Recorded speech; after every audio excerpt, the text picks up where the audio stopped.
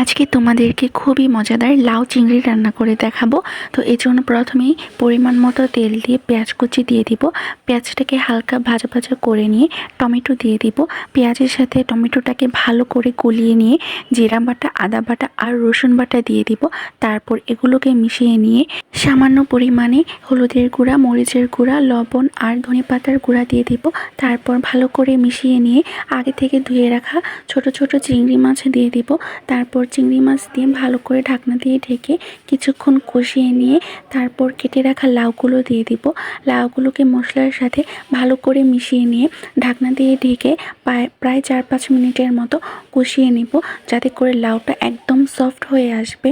তো এরপর আমি ঝোলের জন্য পরিমাণ মতো পানি দিয়ে দিব, এতে করে লাউটা প্রপারলি সিদ্ধ হয়ে যাবে। তারপর ঝাল অনুযায়ী 4-5টা কাঁচামরিচ দিয়ে দিব। তারপর এটাকে ঢাকনা দিয়ে ঢেকে কিছুক্ষণ রান্না করে নেব, যতক্ষণ না পর্যন্ত লাউটা প্রপারলি সিদ্ধ হয়ে যাচ্ছে। এই তো আমার লাউ একদম সিদ্ধ হয়ে গেছে, দেখতে পারছো। এখন আমি তরকারিটাকে নামিয়ে নেব। তো তোমরাও বাসায় এভাবে লাউ চিংড়ি তরকারি রান্না করে খেয়ে দেখো, এটা খেতে খুবই মজা হয়ে থাকে। তো আজকে এই পর্যন্তই, দেখা হবে নতুন কোনো ভিডিও নিয়ে। আল্লাহ হাফিজ।